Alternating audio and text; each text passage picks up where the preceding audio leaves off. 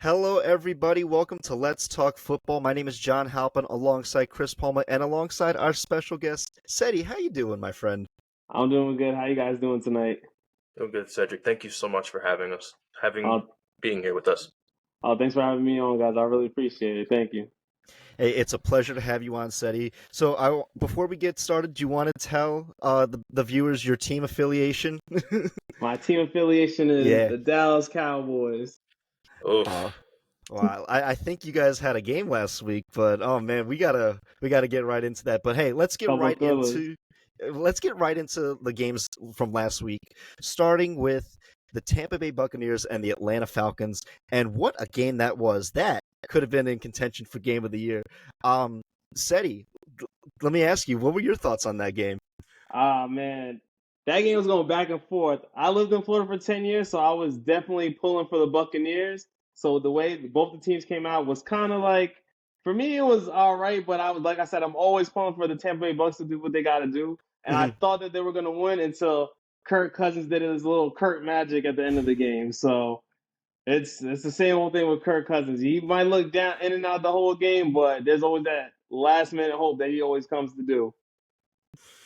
How absolutely can't count Kirk Cousins out. But CP, what were your thoughts on that game? I have to call this one a statement win, man. You know, we have a lot of love here for Tampa. Got to show some love for Atlanta and how they're evolving. This was a good win, and this is a good way to make a statement as to if they are here or not. Oh man, it was a great win for the Atlanta Falcons in prime time, the solo stage. Kirk Cousins got it done, and a shootout for the ages between Baker Mayfield and Kirk Cousins. Great game. So let's move on from Thursday night to Sunday night, or Sunday morning, actually, where the Jets took on the Minnesota Vikings in London. Vikings came away victorious 23-17, but CP, we had some bigger news after that game. What was that big news? Well, if you haven't, I don't know if you heard Cedric, but Robert Saleh's been fired, Yeah, I heard this the Jets head afternoon. coach. So they're going to be running interim with their defensive coordinator until further notice. You can't say we didn't see this one coming, but it's kind of a year and a half too late, in my opinion. Um, I think that they should have let him finish out the rest of the season, in my opinion, because now you got Aaron Rodgers back healthy, and Mhm. it's not like they have a bad record right now. It's like you got to think about it. They got to get the rust off the young guys. They got to keep up with Aaron Rodgers and catch the ball. If they caught the ball, and not this past game, but the previous game, even in this game, they probably would have won because it's not like they're getting blown out here. It's like it's close games that they're losing. So I didn't see that coming, but it's kind of like Aaron Rodgers does do his own thing at the line, call his own play, so he doesn't really need a head coach, but he does still at the same time. But I pretty much thought if they didn't make the playoffs this year that he would lose his job, but not so early though. Yeah, it's very shocking to see a team fire a coach very early on in the season. This is still week 5 heading into week 6, so it's like we're still in October. We're not even in November or December yet. And it's just in my opinion, this was probably the right decision at the wrong time. I it's I never thought Robert Saleh was really that good of a head coach in New York, but man, teams that fire their head coach mid-season, I think there were 27 teams that have done that since I think it was 2000, and 26 of them have not made the playoffs. Only one has made the playoffs. So if the Jets thought that having a shakeup of this magnitude was going to help propel them forward, it may not work out in this case, but we'll have to really keep an eye on the Jets and just the whole soap opera that it pretty much turned into. Yeah, that was like I was kind of shocked today to even hear that because I really can't blame him for last season because it was like look who their quarterback was, and it wasn't like he was better. Like even though Aaron Rodgers tried to be like, okay, guys, calm down. He's still a kid, but it was like I think that should have been season like let's start fresh this year and see what happens next year. But like the owner said, it's been a while, so The report card shows, as a coach, it's next man up in the league, yeah, unfortunately, and the report card shows. yeah. No, you're right about that. You're totally right about that. Yeah, and what was it? Robert Saleh, like he came as a defensive coordinator from San Francisco, right? And he has been a defensive head coach. And the defense is not the problem for the Jets. It's the offense. And that's the real big contention here. And to get probably your most competent coach in the building out of the building is really now, this is all at the feet of Aaron Rodgers now. And he's really got to deal with the magnitude and what the responsibility that's going to carry with him through the rest of the season. So, Right. oh man, it is. He has to be Tom Brady or Peyton Manning from the line from now on. He just wants some magic to happen, man. And let me tell you, with the Jets, there is no magic. Well, it's going to be really hard to create magic with an offense when you don't run motion. When you stand still, and because you, as a quarterback, Aaron Rodgers, you hate motion. So you make your wide receiver stand still, and you tell them to run the route, and you force the ball in. And that's what we've seen for 4 years now. The last 2 years in Green Bay, and now in the Jets. And this is also one of the first years where the rate at which teams use motion before they snap the ball is the highest that it has ever been in the NFL. So more teams are motioning behind the line of scrimmage pre-snap than ever before. And it's really, for some teams, it's working better than others. But man, in order to be a very good team in this league, you have to adapt. You have to go with the times. You have to be an ever-changing team to change into what you set out to be. Mm-hmm. I mean, granted, we could be talking a lot about the Jets. I didn't realize we're still we have a lot. It's a big drawer to but open. There's a lot there's just, again, so much to talk about with the Jets. But before we get too carried away, we still have other games to recap. So I just want to bring us to Chicago, where Caleb Williams and the Bears won against the Carolina Panthers 36-10. This was the offensive output that I think a lot of people were expecting from Caleb and the Bears. But Ceddy, what are your thoughts on Caleb Williams and the Bears this year? I think, from my opinion, I think he should be at least tied with Jaden Daniels for Rookie of the Year as of right now. Because the way he's out there throwing the ball, the 2 touchdowns to DJ Moore was like on point. And what better team to do it on than the Carolina Panthers? They're like the doormat right now. So if there's a team to really start throwing it around, start showing your skills, it's unfortunately against the Panthers right now.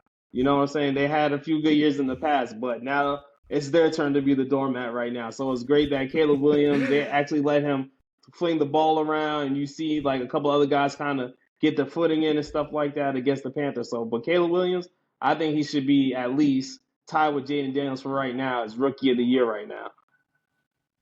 I like it. CP, what are your thoughts? I feel that he should have lumped up the Carolina Panthers.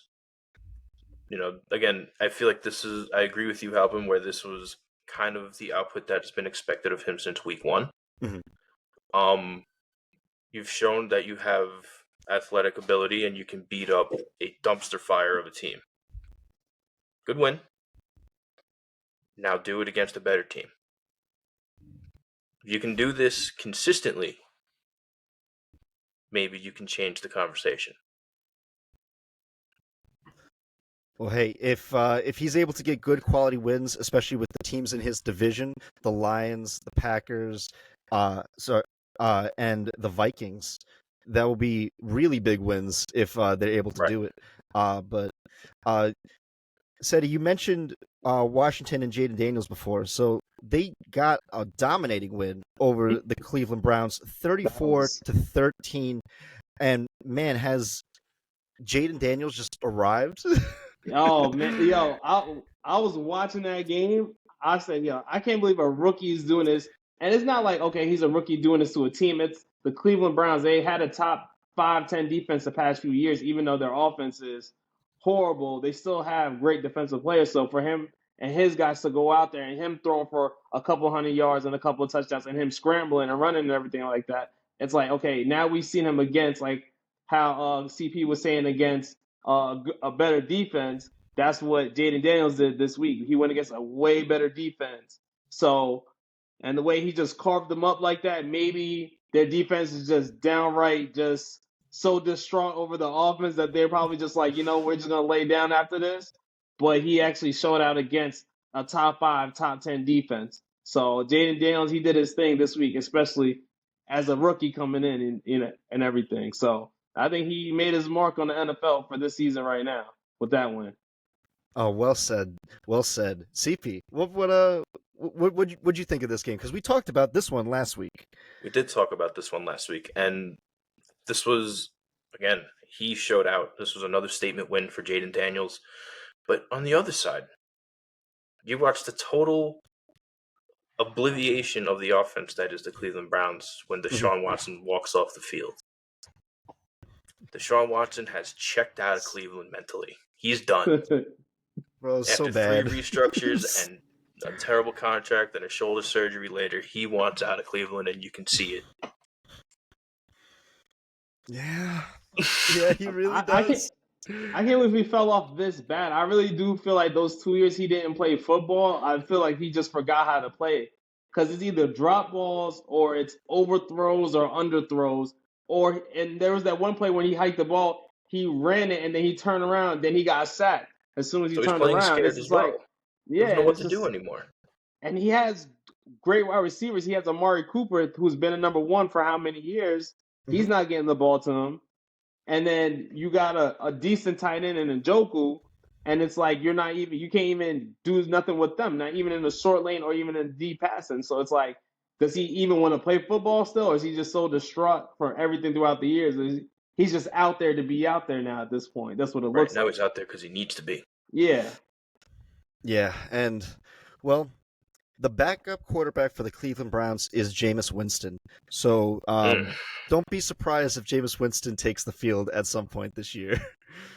Former national champion, so hopefully he has a little something left for him. And hopefully he has a little bit something. He shows that he can win games. It's just that's not a quarterback you want to build a team around. But if you would take a quarterback that can win games and is willing to play versus a quarterback that walks off the field when you're trying to tell him to go for it on 4th down, I'll take the one who can win me games any day. Yeah. If Jameis cut down on his interception rate in Tampa, we might be having a different story with him. But you'll get 30 touchdowns, but you'll get 35 interceptions with him. So. Oh, man. Mr. 50-50. I remember that. What was it, 30 touchdowns and 30 interceptions? Yeah. Absolutely wild. Yeah, the 1-to-1 TD to interception ratio. Oh, man. I love it. So let's move on to Sunday's slate of games where I want to talk about New England. And the Miami Dolphins coming away with a win in New England, 15-10, but I'm not sure you guys saw this one, but at the end, a touchdown was called back by the Patriots that would have won them the game. CP, I wanted to ask you. One. Yeah, I wanted to get your thoughts on this one. The officiating in this game has really been subpar this year. Like, this is just one of many examples of plays that were called back that shouldn't have been, plays that were either called the wrong way, controversial calls at the end of games, simply for no reason. The Dolphins, congratulations on your win, but this was strictly at the hands of the officiating that won you this game. You should not have won this game by any rights. That was a clear-cut touchdown. And that's no disrespect to the way Miami played. They played to win. But the Patriots, by all rights, should have gotten that touchdown. Yeah, that was a rough one. Ceddy, were you able to see that touchdown that was called back in that game? I saw the highlight of it on SportsCenter, and then I saw the head coach, Gerard Mayo, come out and say that, that was the right call. But, he's from that Belichick tree. He's not going to be going crazy over the official calling and everything like that. So, he's going to always be a button-up guy. So, but I saw the highlight, and I was like, nah, that looks like a touchdown. But, it's just another thing in their season this year. Everybody didn't predict them to go far, so this is just another thing. And then you look at the way the Dolphins are playing, and it's just like they were even lucky to even win that game because after 2-1 out, and then the other quarterback's in there, it looks like he's showing a little something, but then he's not at the same time. So it's like they're lucky to even win that. So right. they're barely surviving this season too, in my opinion. So yeah, no, it's well said, and You're right. I agree with you too because it's like they are a completely different team without Tua. They are like as bad as the Patriots are, which is Yeah, but when they're with Tua, they can be as good as any other team, which Right. They is could just beat the Chiefs with yeah. him. exactly. So it's just very very disheartening to see how Miami's looking and how their season has transpired so far. But with this win, it does keep their head above water for a little bit, but Yeah, they're we buying shall us see. time right now. Yeah. There was an update earlier this week where Tua did they did announce him symptom free. So Oh my God. he could be seeing the field sometime soon, but obviously, that's his decision to make, and Yeah, that's yeah, that is his decision to Oh make. my It's God. unfortunate because it's like I haven't seen in my lifetime somebody go through all of that. I think there might have been when I was a kid, someone that kept getting them a lot, but like in my full adult view, like this is one that's just like no matter what, it seems like if he gets pushed to the ground, he's gonna get a concussion at this point. The And last it sucks one, because he's a good quarterback, and it yeah. sucks. the last player to mind who was getting consecutive concussions, you may remember him. He was a Carolina Panther, Luke Kuechly. Mm. Okay, okay. But the difference there, he was a 6'5" linebacker, not a 5'10" quarterback. Mm-hmm. Yeah. Yeah, that's true. That's true. He was a linebacker playing in a league where you could pretty much run someone over totally. Truck stick. So, That's that league, the truck stick right. era. Mhm. And Oh here's yeah. Tua playing in the most protected league, Mm-hmm. getting these concussions. And they took out a lot of the dangerous hits too, and they took out you can't touch the quarterback after he throws the ball. So it's like Exactly.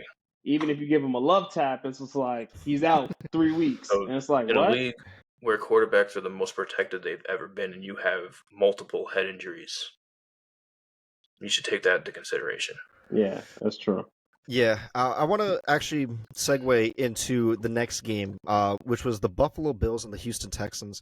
Texans won Oof. 23-20, Mm, but speaking that was about player safety and concussion protocol, Josh Allen really Wow. suffered a bad concussion. Actually, this is Mhm. probably the second week in a row he's had a bad concussion because last week, the week with the against the Ravens, he hit his head on the turf pretty hard, and now in Houston, he really hit his head. He knocked himself unconscious. Yeah, so um I I don't he was in concussion protocol, right, CP? They put him in there or I don't didn't see the official by report. default, he has to go into concussion Yeah. protocol Yeah. because as a quarterback, if you go down and you stop moving, any player, if you go down and you stop moving, you're immediately into concussion protocol. It's just a matter of how long. Mhm. I haven't seen anything after evaluation if it was confirmed or denied that he had a concussion. But with the way he went down, and there's been confirmation that he was actually unconscious. There's been a couple of witnesses from the field, whether they be teammates or referees, saying that they heard him snoring. So that is a pretty bad concussion if he is out cold snoring after hitting the ground. I would think it's only a matter of time until it comes out that he has a pretty serious concussion and will be out for a very a while. Yeah, I saw that. I was like, because I saw him go into the tent and then come right back out.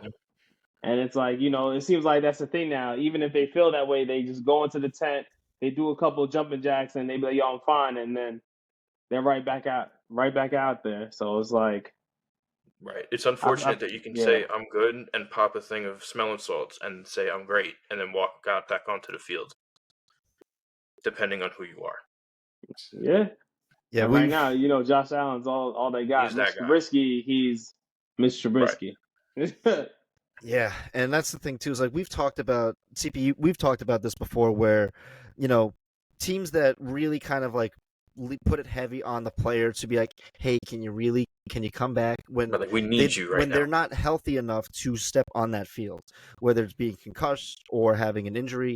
And I think that they should not forego players' safety for the sake of winning games. And I think that that's one thing that we as fans need to acknowledge, where it's like these guys have a life outside of the field and outside of their sport, and the person that puts on the helmet is just as, or if not more important than the person that does not have that helmet. They're just as important off the field as they are on the field, if not more off the field. So man, all the players, that are injured, we hope that you have a very safe and healthy recovery and recover in the proper amount of time that they deserve to. But let's move on to the AFC South, where the Jacksonville Jaguars beat the Indianapolis Colts 37-34, getting their first win of the year. Ceddy, were you able to see the shootout between Trevor Lawrence and Joe Flacco? Joe Flacco. Oh man, I was like, he's 39 years old and he's still pulling it out. Yep. And I was kind of like I said, I lived in Florida for 10 years, so seeing Jacksonville possibly going 0-5 was gonna hurt. I was like, come on, Jacksonville. Like, you guys were up by 14. Let these guys come all the way back, storm back, and you guys are going back and forth making it a game. You guys should have ended it. You got Trevor Lawrence, first round pick, and you got Mr. Etienne, and then you got Gabe Davis from Buffalo, and then you got Kirk on the other side. Like, you guys should be winning most of these games. They can't close out any games. I was even surprised that they even closed out this game, because when Indianapolis came back, I was like, oh, they're going to win this. They're definitely going to win this now. You guys let them crawl back in, and you guys have been horrible since dating back to last season, because last season they started 8-1 and lost almost every game the rest of the way, and they missed the playoffs. Mm-hmm. So you guys are on a losing streak of what? Almost more than 10 games already. So they were lucky to win this one. Oh man, this was that's very well said, because they are really lucky to win this one. CP, what were your thoughts on this one? Good show up for Joe Flacco, but again, it's another injury for Anthony Richardson, man. It's like he can't catch a fucking break. I believe this one was a rib injury, if I'm not mistaken. I think it was a hip injury, actually. Okay. Well, regardless, it's again, you're going to be out for an extended period of time. And that sucks, again, for Anthony Richardson, his career in the Colts as a franchise, because he is a great player. And it sucks that he's going to be one of those players that are severely hindered due to injury, in my opinion. Mm-hmm. Yeah, and again, player safety, man. It's so hard because it's such a physical game, but it sucks to just see players just get concussed, injured, and it just really takes a lot of time out of not only their season, but out of their life too, because that's something that they're going to have to deal with over and over again. Exactly. So it's very disheartening to see, but unfortunately that's football. It's a physical sport. 100% chance of getting moving somebody against their will, man. But everybody going at it. That's a real man's game. It's a gentleman's sport. It's really tough, man. And but man, it's a beautiful sport to watch. And I will say, I want to lead into probably what could have been the game of the week last week, the Ravens and the Bengals in an absolute shootout. Now, you want to talk about a game, like a great game to watch. This game took 2 years off my life because I was sweating so much. But man, Ravens came away victorious 41-38 in overtime, and what a game it was. Oh man, like Ceddy, I know you and I spoke about it, but what'd you think about that game? At first, I really thought that the Ravens were going to lose at first. I'm not going to lie to you. Because the way that Joe Burrow and Jamar Chase were going off, I was like, oh, it's one of those games. But then the Ravens do what they always do to the Bengals. They always win. Because since Lamar's been there, they have been beating the Bengals left, right, sideways. We give you a lead, we come back, we take it. So this game, the way that it ended, especially almost the last play of the game when the Ravens fumble the snap and the Bengals get it and the Ravens get it back to kick the game-winning field goal. I think these two teams, that's why I feel like the AFC North is probably going to have the most teams in the playoffs this year. Because I do think Pittsburgh, if they keep going on the way that they're going, with Mike Tomlin as their coach, that's going to be – someone's going to win the division. The next two are going to be in the playoff picks and the wild card. But that Burrow and Jamar Chase connection is always going to be deadly. But this past game, and with Derrick Henry, if they would have had him last year, they probably would have been Super Bowl champions right now. So Derrick Henry, he definitely put his stamp on everything this year with the Ravens. That's right. CP, I see that face of yours. I see. It's good to see the blemishes on Cincinnati's record. It is beautiful. This has "See You in January" vibes written all over it. So remember, it's not who you play, it's when you play them. And Cincy is always ready for a round 2 and a round Yeah. 3. If you catch them at round 3, they are at their nastiest. And that has just been proven time and time again. Mm-hmm. This has "See You in January" vibes written all over Yeah. I mean, oh man, I would be in a pool of sweat if that were if that was a playoff matchup. But man, this was the highest scoring game between the Ravens and Bengals all time, since they played each other. Since Lamar and Burrow have faced each other, Lamar is 5-1 against Joe Burrow, and man, I think this really showcased just how excellent both of these quarterbacks are, doing it in their own style, but doing it to the highest ability there is. What more could you ask for? Joe Burrow, 392 yards, 5 touchdowns, and that one interception. But Lamar had 354 passing yards, 55 rushing yards, and had a costly fumble at the end there too. But man, it was a great game to watch. Yeah, it. that was. Oh man. So let's move on to Denver, where the Las Vegas Raiders took on the Denver Broncos, and the Broncos came away victorious 34-18. CP, are the Broncos on the rise? Hey, let's just let's keep it moving to next week. This was a good, strong win, a very much needed win. Let's see if you can keep that momentum going.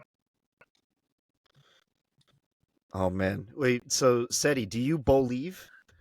Do you believe in Bo Nix?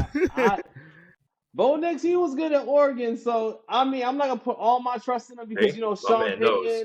Sean Payton, I seen them again. I saw the situation with them on the sideline and everything, so it seems like they have some kind of chemistry relationship going on. But I think that's more about the Raiders, kind of like they're all over the place right now because I do think that their defense was good enough to stop a kid.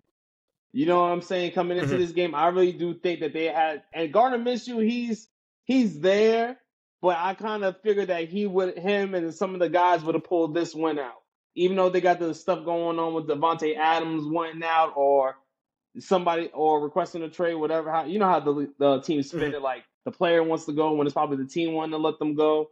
So I think it's more the Raiders they probably walked in thinking that they were going to win, but I think the Broncos did a good job of executing and doing what they got to do. And Patrick Surtain getting that interception, running it back. So I think the Broncos, they may have like a little thing going on, but I think they're going to really meet the test soon when they got to go against their other division rivals and things of that nature. So like it's a good win for them right now to give the kids some confidence saying that, hey, I could win games, close games and everything. So I think it was a good win for them. Hey man, that winning cures a lot in the NFL.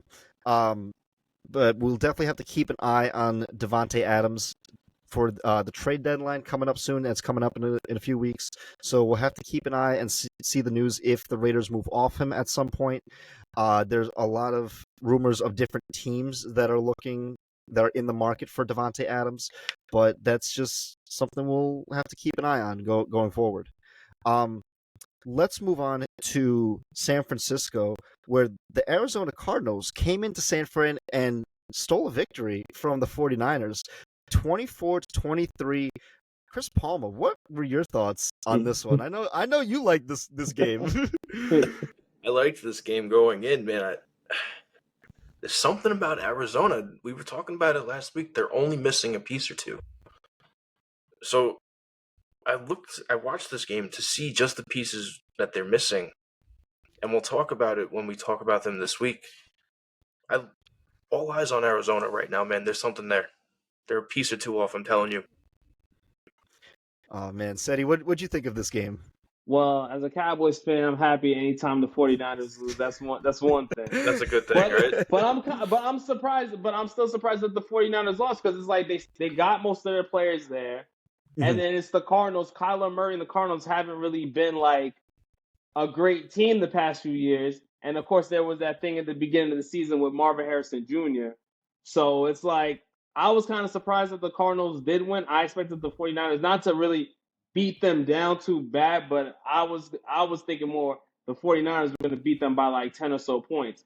even though the Cardinals do look good when he gets everybody involved in the offense, but I thought the 49ers were going to kind of be like, you're still beneath us somewhat, so no, Yeah. you're not going to get a win, especially in our house.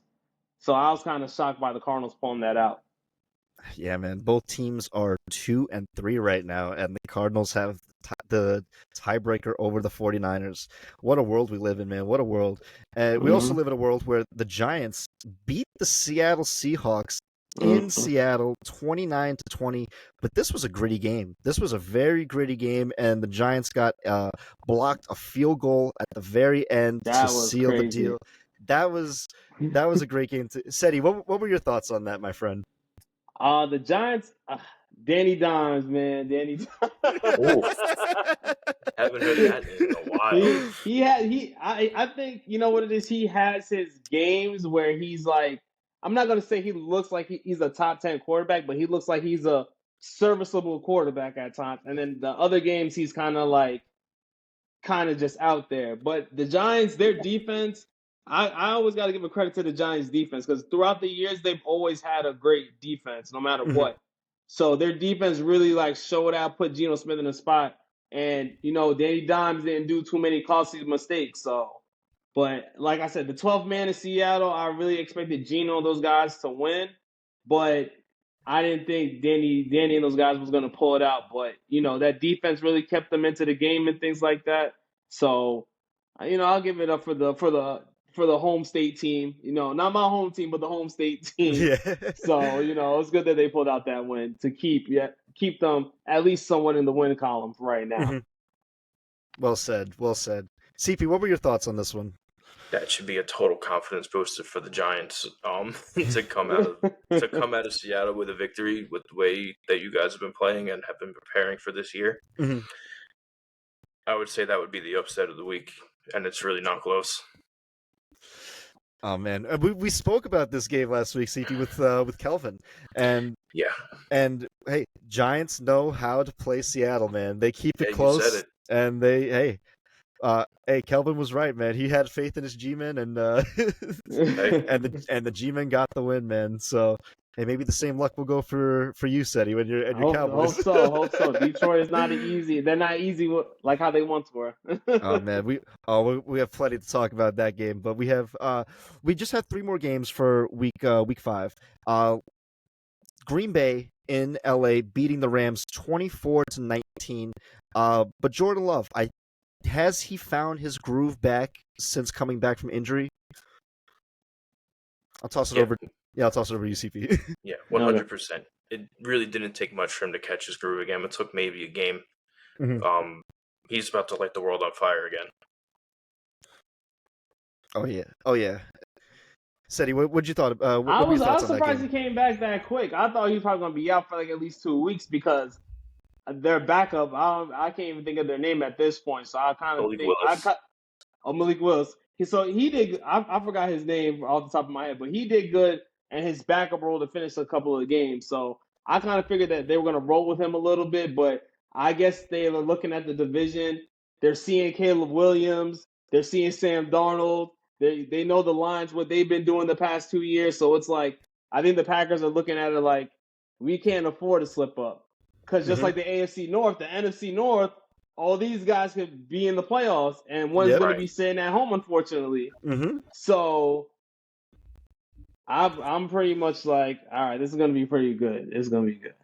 Oh, yeah, and the Packers, and we're going to be talking more about the Packers this episode. They have a great matchup against the Arizona Cardinals this week, so we'll be talking more about them later on.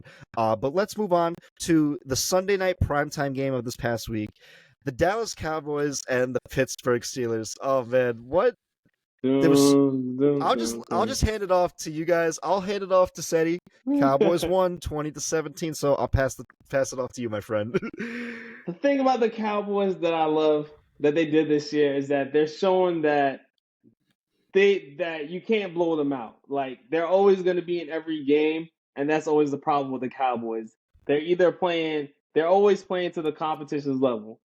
Because at the end of the day, the way Justin Fields is as a quarterback, I know the first few weeks he's been doing great, but the way that the Cowboys defense is, they should have been really like making like attacking him like a whole lot more. I'm not saying it should have been a shutout, but it's like their defense keeps them in, but their offense and Dak doesn't do what he's supposed to do. Like he does it at times, but it's like he's not consistent. He's still missing players here and there. Some of the guys are just like it's like they're still looking to try to hit their groove and stuff like that. So even when they win, to me, I have to see them go on a good winning streak before I could be like, okay, they're there.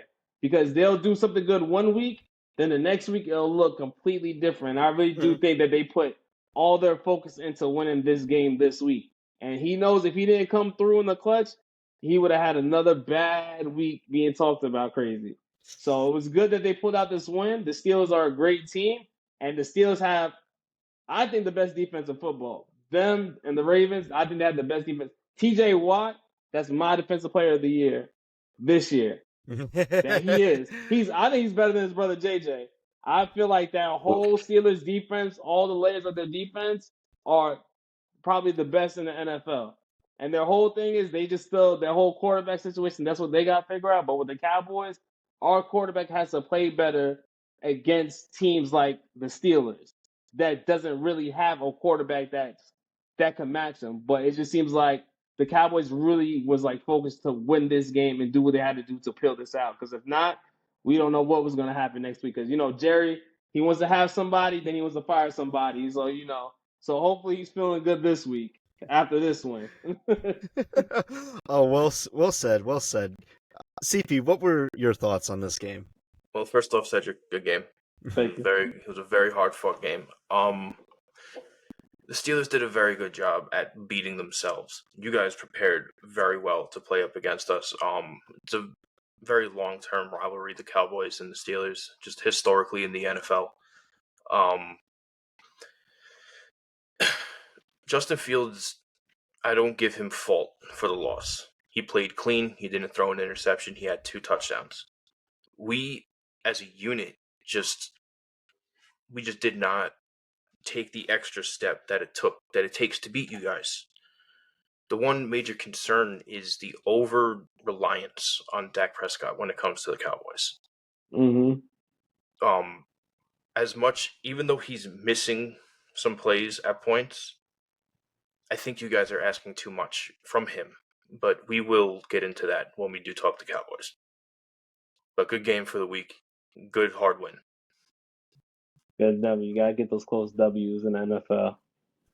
Man, that was a physical game to say the least. But just the way Mike Tomlin likes it. He likes it physical. Yeah. The longest coach right now in the NFL, Mike Tomlin, one team.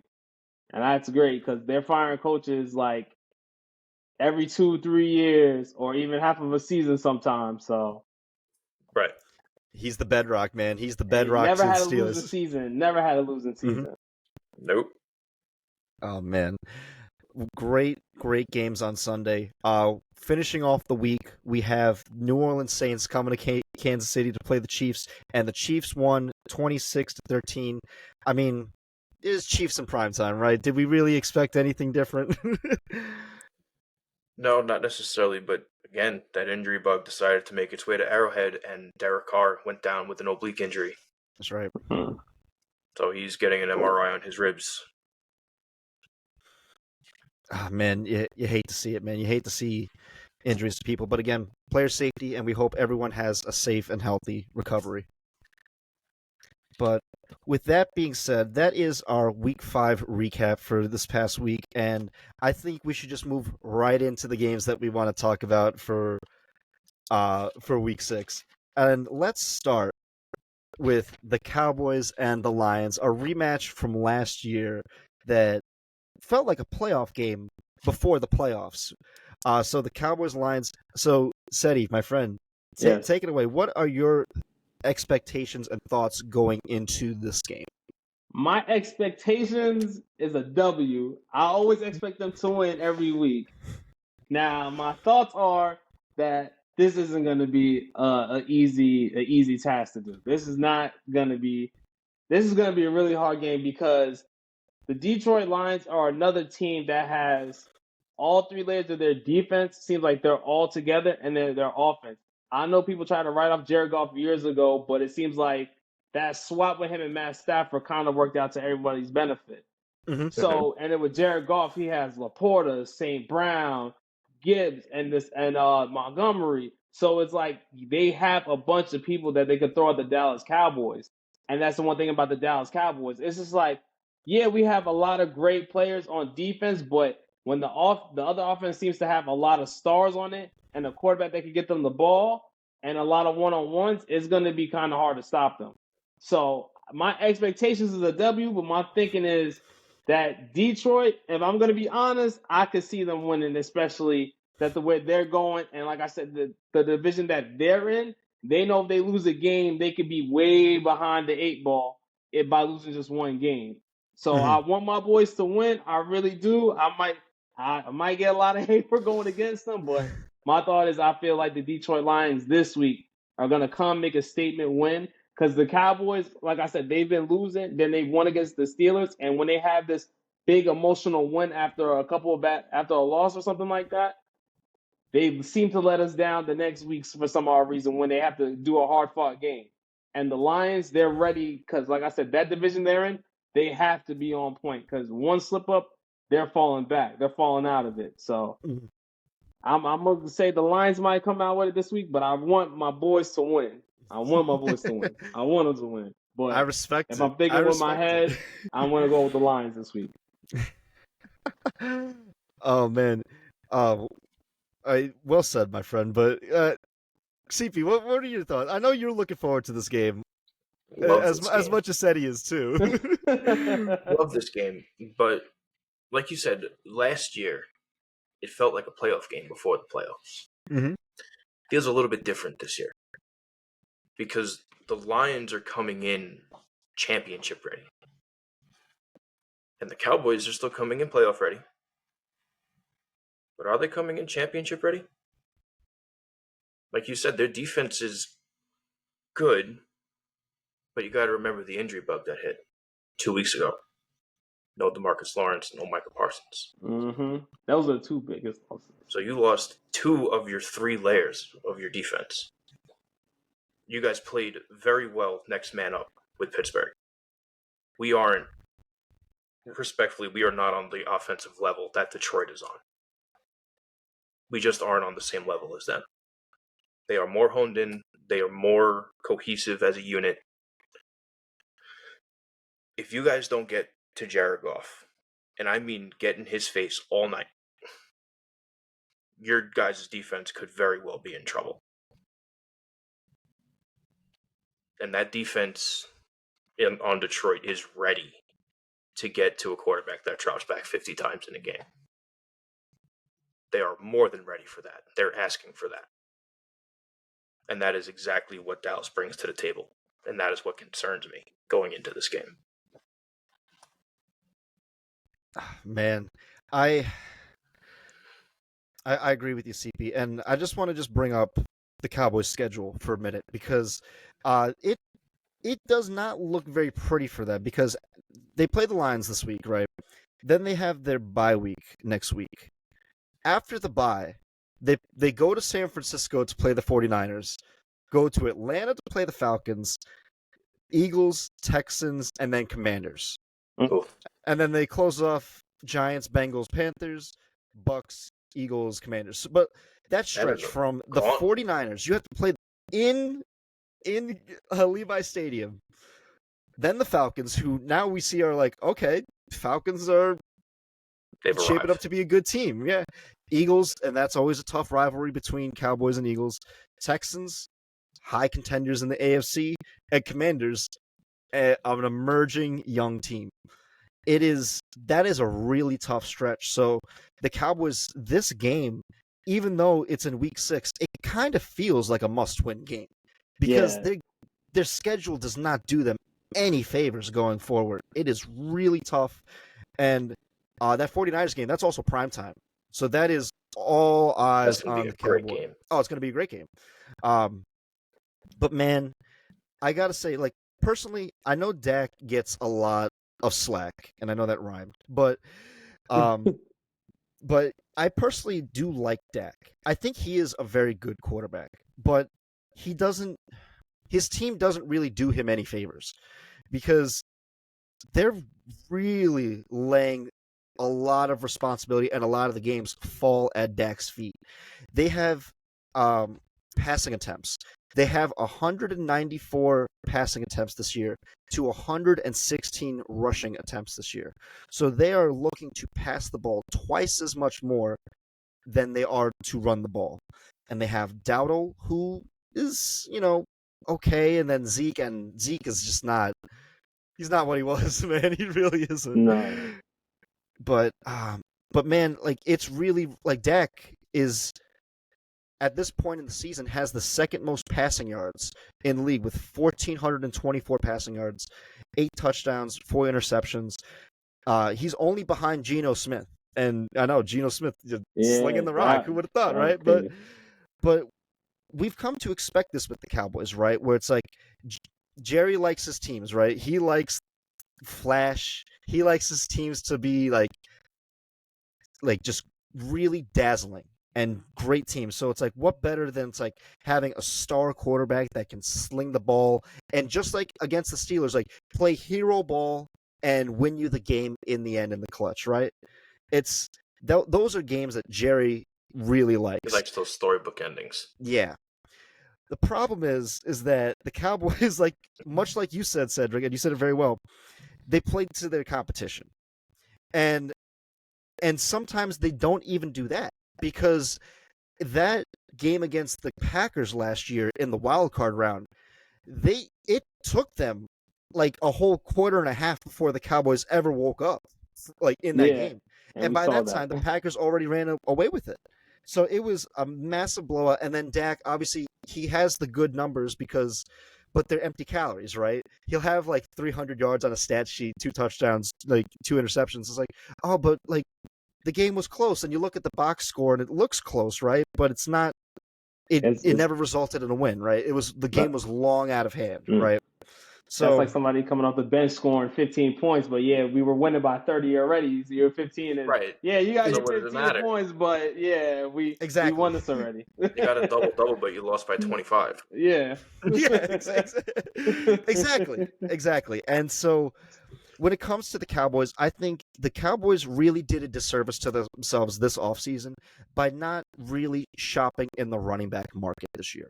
If they were to really set foot into that market, which were a lot of like at least 12 notable starting running backs, change teams this offseason, and that could really have made a big difference in Dallas because Dak needs a running game. Because the defense, as good as the defense was last year, they're on the field way too much. And they are, like, for the most part, are getting cooked too. Like they're not. Yeah. They can get there, but not always, right? Like there are just some games where it's like Micah Parsons is invisible, and it's like where's he been all game? And they just are double teaming him, and no one else is getting pressure besides him, and it's disheartening to see, right? But this matchup against the Lions, the Cowboys can exploit a weakness in the Lions' defense, and that's their cornerbacks. Their cornerbacks for the Lions are not the strongest in the league. They're great on every level. Much like you said, Cedric, they're great on every level. They have, Aiden Hutchinson, who could be Defensive Player of the Year this year. They have Jack Campbell, who is a stud at middle linebacker. And then Brian Branch leading the secondary in the backfield. All young guys, too, and what a core that is, right? But they're cornerbacks, though. They've been dealing with that for a while. They remain to be seen still. Yeah, so that's the thing, though. It's like, if the Lions if they're going to play with fire and put one-on-one matchups on CeeDee Lamb, that's a risky move to do. And I feel like Dan Campbell would be ballsy enough to try it. Because I think. Go ahead. Sorry. Because I think that the Cowboys. Because I think the Detroit defensive line, they're probably going to run through the Cowboys offensive line. Because their offensive line isn't what it used to be all those years ago. So it's like, yeah, the corners, maybe they're okay, but if the quarterback's on his back, they don't got to worry about that most of the time. Exactly. Yeah. And to piggyback off of what you were saying, helping about the running back situation, how they didn't shop. The one name that always comes to mind with their absence of it, Ceddy, let me ask you this. How does Derrick Henry in a Cowboys uniform sound? Yo, it's a horrible feeling. And they said he was Sounds good, right? expensive. No. Oh The no, sound, the idea of him in a it's Cowboys uniform. oh, that's a great feeling. I was hoping Yeah. that they were going to get him. Okay, I was so just thinking follow about me him in on the this. Ravens. I see that No. Ravens sign in the bag. Follow me on this. Jerry Jones didn't pick up the phone. Mm-hmm. He moved to Dallas. He said he wanted to play in Dallas. Mm-hmm. He went to Baltimore because Jerry Jones didn't call him.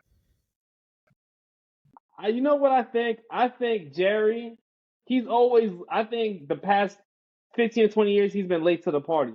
I think when they started to devalue running backs, he still valued them. And now the running backs are coming back somewhat a little bit. Mhm. He's still keeping that mindset of, oh, we got two guys. One could go, the next one could go. So I think he's late to the party saying, okay, yeah, the big name wants 8 or 9 million a year. That's too much for a running back for me, but we could plug these guys in. And now he's being late to say no. It's kind of going back to you need a special kind of back. Look at Right. what the Lions who they're going against. They have Montgomery was the number one at one point in time, And Yep. Jahmyr and Gibbs. Jahmyr Gibbs. Look at him. So you have Yeah. those combinations, and you look at and where else got a good combination? You look at Washington with Eckler and Washington Jr. They're Mhm. doing a Right. great 1-2 punch. So it's like you still need somebody that's gonna put the famous phrase, put eight in the box still. They don't have Right. anybody that's gonna load up the box to do what John was saying, for CeeDee Lamb to get the one-on-one to go do what he has to do against these guys. Because now, what's Dan Campbell gonna do? Oh, we're gonna play one-on-one because our front four is gonna overpower their own line because they're not what they used to be. So Right. Jerry, I think he has that mentality that we can just plug in place right now. We don't need nobody, but it's slowly getting back to that time where you do still need a name running back, like somewhat to make a threat. I think he thinks it's happening slowly, and it's happening rapidly around Mm-hmm. him. You know, Yeah. you look around, there are so many. There's only a few teams left without a two running back scheme. Mm-hmm. You know, the Dallas Cowboys are one of them. The Arizona Cardinals are one of them. And I think maybe the Texans are one of them. Yeah. But other than that, there aren't many teams left with one running back scheme. Mhm. Everyone else has two or more that Mm-hmm. can gain positive yards at a consistent rate. Yeah, it's. I gotta ask Ceddy, as a Cowboys fan, what are Yeah. just your thoughts on just Jerry Jones in general? Because it's Jerry's team, right? But like, I want to like, what are your thoughts on just Jerry Jones in general?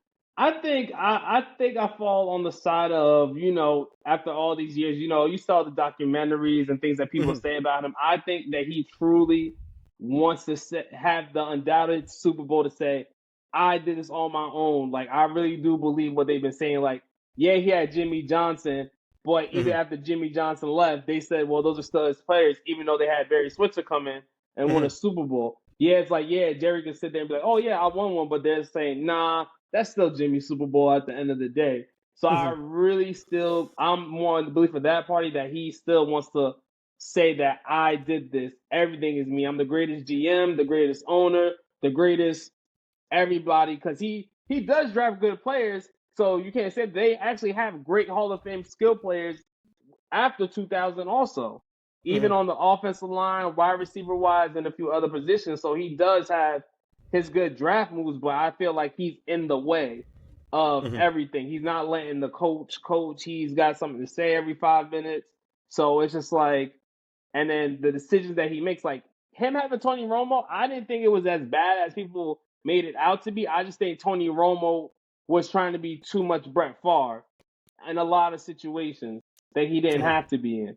And then he was okay with letting his favorite people control it until it crashes, until he got to take control of it. But I want to see him as a super fan win a Super Bowl. I want to see that, but I feel like he needs to have a quieter approach like the rest of the owners do.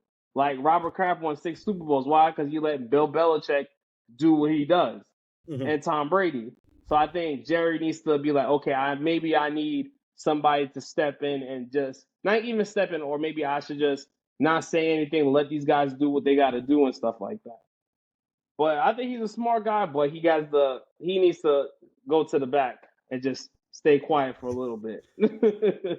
I gotta say, I really admire your honesty and not being afraid to be critical of Yeah. your own team. And I think that, as fans, it's very easy for us to kind of think that our team could do no wrong, right? But it's like, no, like our teams are, all flawed. It's run by people, and it's an organization of people, and people are flawed. And Jerry Jones, he's a big part of the NFL, like the story of the NFL. He's a very big part in that story. And so for all his, faults that he has for his team, he's still an active member in this organization, and a lot of things revolve around Jerry. Yeah, and it's the richest franchise in all the sports, so yeah, even more than the Yankees, man, which is crazy. So it's like he's still out there, man. Wait, CP, did you see the video of Jerry Jones landing his helicopter? No, on the I practice didn't. But that is field such a last Jerry week? Jones thing Did to you do. That is a great way to say, this is my team, and you practice when I say. And I have something to say, so you're going to stop practicing right the fuck now. That man is an enigma, and he needs to be protected. He needs to be protected. Who the fuck does that? Your team is trying to practice, and you're going to just drop the helicopter. You're going to drop Jerry your personal fucking Jones helicopter in does the middle that. of practice. This dude's He's living living GTA Saints in Row, real bro. life. It's crazy. He really is. Oh man, $1 billion life, Yeah, but man. $1 billion. I agree with you in a sense Oh, of where man. he's now become in the way of the progression of the league, of the Cowboys specifically. He is a huge part and a huge factor to the history of this league helping. I agree with you. But at this point, where you're sitting is too important to continue to sit there. You can still be who you are. You will always have the legacy of Jerry Jones. But I think now it's time to step aside and let someone else fill those roles, just like Bill Belichick when he was wearing too many hats in New England. Jerry Jones is much older than Bill Belichick, and he is wearing way more hats than Bill Belichick was. And I think that is taking a toll on both him and the franchise.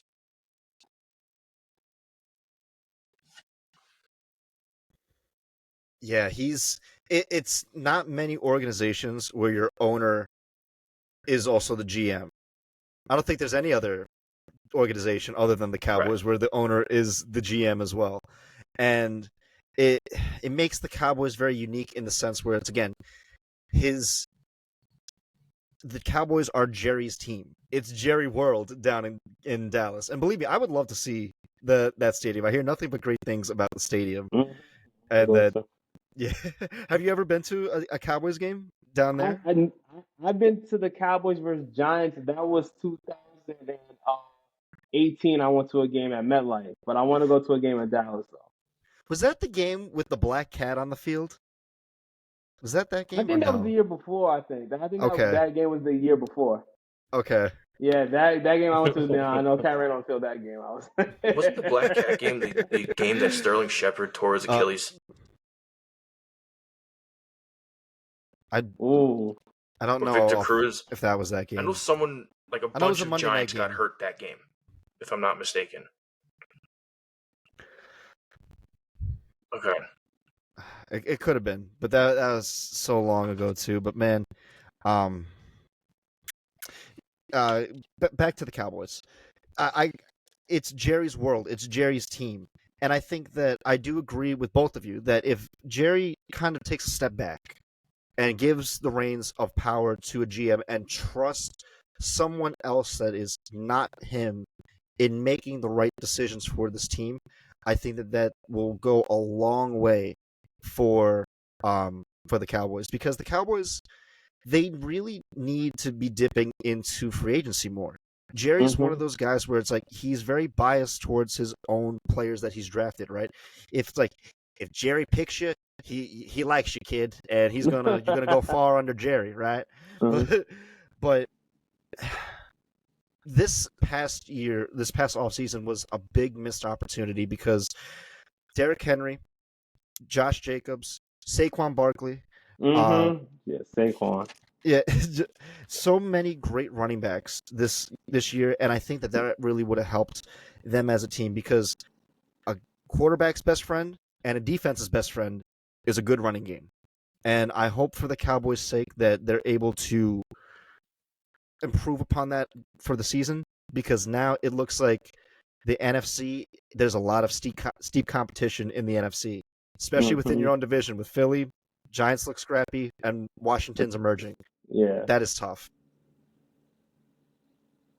The NFC beast, as they call it, right? Exactly. And you know what's crazy? Jerry used to play football too, so I think that's another reason why he's so I'm the greatest football mind because he played football in college too. Yeah. So that's another thing. I think that's another reason why he's so over the top with all the decisions and everything he's doing because he's actually probably one of the few owners who actually played organized football.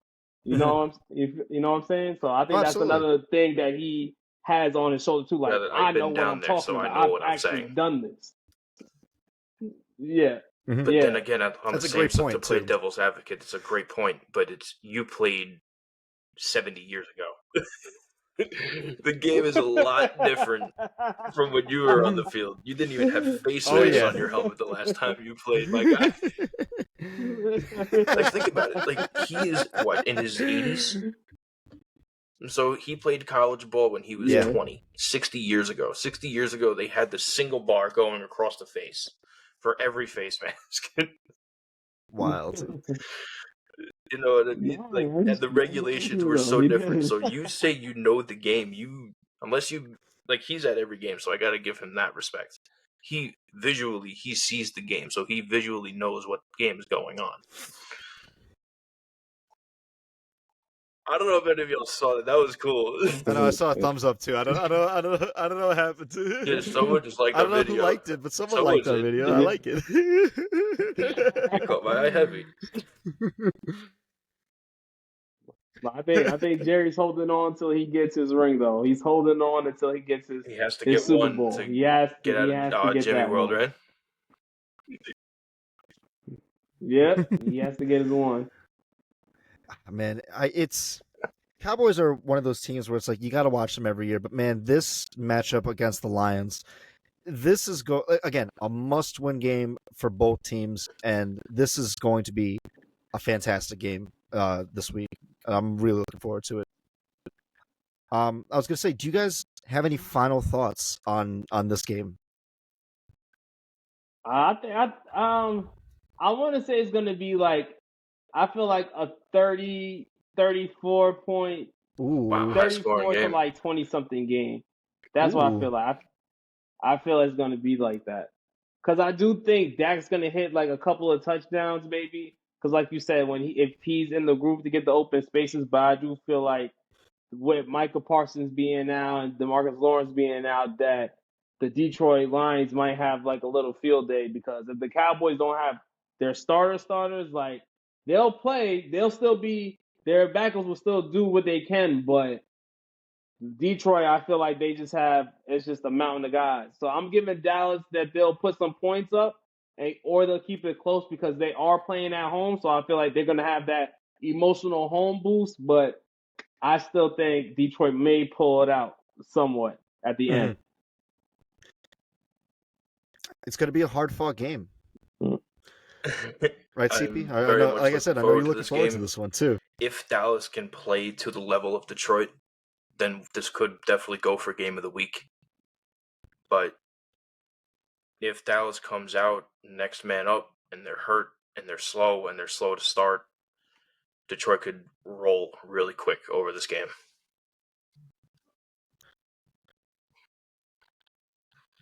Yeah, I think, if I'm not mistaken, isn't Micah Parsons, Lawrence, and Trayvon Diggs, aren't they all expected to come back after the bye week? Trayvon Diggs on the field against the Steelers.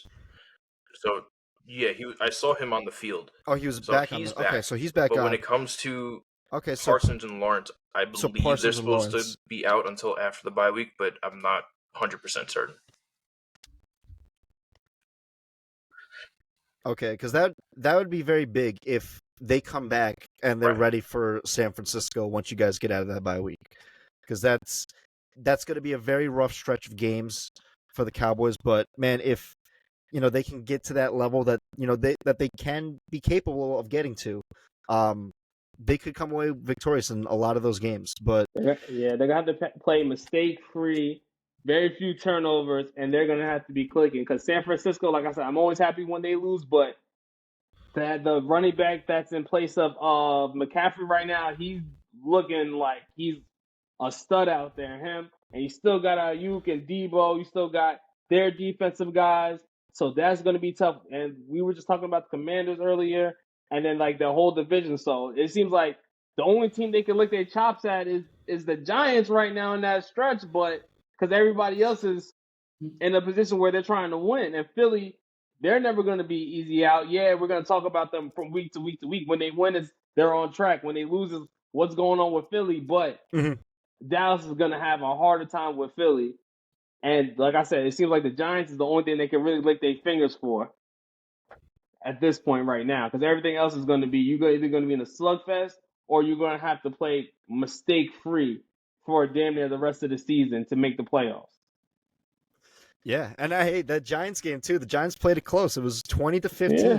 They just need to score one touchdown against you guys, and it was very close. But ooh, Malik Neighbors is getting his foot in too, and I'm kind of that's a nice start right there. So oh yeah, he's a player to be watching for. I mean, if he's able to stay healthy, he might be yeah, in competition for Offensive Rookie of the Year. But hey, I mean, Jaden Daniels, man, he's looking good, and Caleb, if he stacks some more quality wins, then it makes Offensive Rookie of the Year very interesting.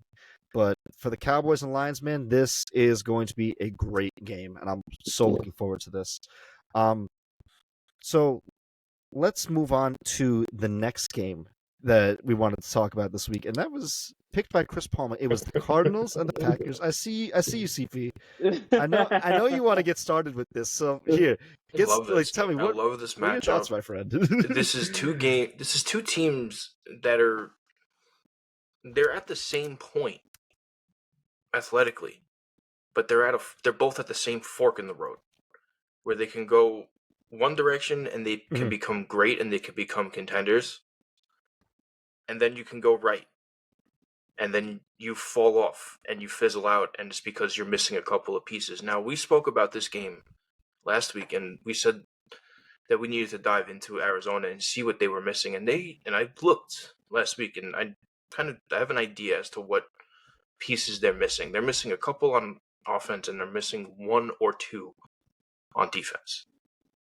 On offense, I'm watching the highlights, and again, shout out James Conner for totally finding a culture and finding a home in Arizona. But when I'm watching them play as a unit, my eye drifts to the left guard. The left guard seems to be the weaker link when it comes to their pulling routes for their outside option runs. He seems to be a little slower off the ball. He has glimpses of he's playing to the level of the rest of the offensive line, and that's when they score touchdowns. But time and time again, I'm watching him, and he's late on bump blocks to help the tackle. He's late on double teaming the guy who's over the center. He's looking for people to block when there's a guy going untouched around him. Just fundamentally, there's things that he either needs to learn quick or he needs to get off the field for someone who's ready to learn that.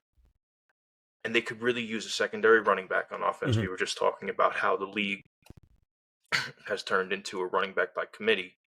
They have James Conner. Thankfully, he revived his career. They need someone else as well. That's just respectfully, they need that to move forward as an offense. And on defense, they need, and I think they only need one piece, and that is an elite pass rusher. The defense as a unit is ready to play. They're running great defensive schemes, hitches, axes, stunts. But at the end, when it comes to the front four, they are not getting to the quarterback in time. And it's leaving too much field spread between the secondary and the opposing receivers.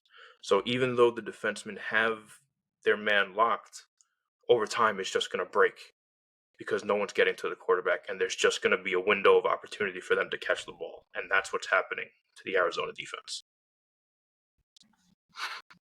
Mm-hmm. And Ceddy, what are your thoughts on this Cardinals-Packers game? I think Jordan Love, I think he has to come out and get this W because, like we were talking about earlier, the NFC North, they really have to really get these W's. I feel like the Arizona Cardinals, I feel like they're gonna come back to reality this week and say like, okay, you're still what you guys have been the past few years. Yeah, you guys are gonna have games where you guys win some, but then you guys are still gonna lose more than you win. The only way I could see them winning is if Kyler Murray actually gets Marvin Harrison Jr. like make him actually a number one. Because remember a few weeks ago, I'm not here to force the ball to Marvin Harrison. But at the end of the day, even though he's a rookie, I still feel like that's probably the best receiver that he has on the team and on the field. But I think that Jordan Love, like we were saying, I think that the Packers are actually gonna pull this out because their defense under LaFleur has been great too. It's not like they're slouches on defense the past few years. And then we spoke about what they did to the Cowboys going back to last season in that playoff game. So I think that the Packers, their defense is going to show up this game. Kyler Murray's not going to be running around them and things of that nature. So if Kyler Murray's not on point, getting the ball out as fast as he can, I think that the Packers and their defense, they're going to shut them down and make them kind of remember like, yo, you're the bottom over there at the NFC West. We have actual things that we're trying to accomplish this season in our division. Yeah, it's crazy how much there's to talk about between these two teams, right? And CP, to your point, I do agree with you. The Cardinals they're close, right? Defensive end on the one side of the ball, and if they can clean up the offensive line, especially at the left guard position, I think that that can only be to their benefit because they'll just be playing at a higher level than what we've seen them been playing in recent years, right? Ceddy, very well said too. I agree with both of you so much, and I'm looking at the stats for both of these teams. For the Cardinals, Kyler Murray, 68 completion percentage, 972 passing yards, 7 touchdowns, 2 interceptions, 247 rushing yards, and 4 touchdowns. So he's really producing for the Cardinals. He's really found his groove. And Marvin Harrison Jr., 17 receptions, 279 yards, 4 touchdowns so far this year. They've really had a connection, and he's really looking for Marvin Harrison Jr., and it's so great to see. I think, what was it, before we went on air, CPU and I, we were talking a little bit, and I think that if the Cardinals come away with this game over the Packers, because the Packers are favorites, but if the Cardinals can sneak a win, I think a lot of heads start to turn towards Arizona and away from Green Bay.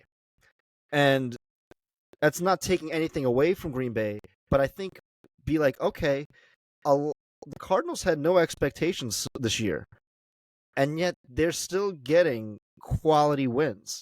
But if they played Buffalo week 1, very close. We know Buffalo's a good team, and they beat the Niners last week, and the Niners have had their number for a long time. They were kind of able to exercise those demons. But man, the Packers are really starting to click on both sides of the ball at the same time. There's one player in particular that I really love on the Packers, and that's Jaden Reed, number 11, the wide receiver. He is 414 yards and 2 touchdowns so far this year, and he is just all-purpose. He's one of those like Deebo Samuel type players where it's like he can run it, he can catch it, he can play all different parts of the field. And there's another player I want to shout out on the Packers as well, and that's Quay Walker. He's actually leading the team in tackles so far this year, and he has a sack and a half. He's really started to emerge, but he's one of those emotional players. He can get those very undisciplined penalties sometimes, but he is a solid player that's really coming to him his own. And if I'm not mistaken, he was What on was his name? Georgia, right, CP? Sounds familiar. He may have been Quay on Walker. Georgia.